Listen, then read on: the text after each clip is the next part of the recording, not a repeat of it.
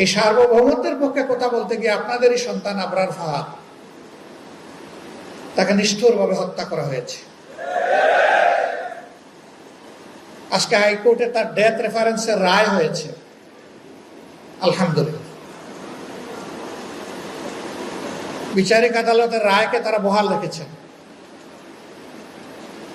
আমরা প্রত্যাশা করি, দাবি করি, দেখতে চাই এই রায় যেন বিলম্ব না হয়ে যথাযথভাবে বাস্তবায়ন হয়। এতে একটি পরিবার শুধু শান্তি পাবে না, একটা সভ্যতা বাঁচার পথ খুঁজে পাবে। যে আগামীতে কেউ যদি এরকম করে, তাকে একই রাস্তায় পাঠিয়ে দেওয়া হবে, ওই পথ তাদেরকেও ধরতে হবে। ওদের সাথে আমার জেলে দেখা হয়েছে।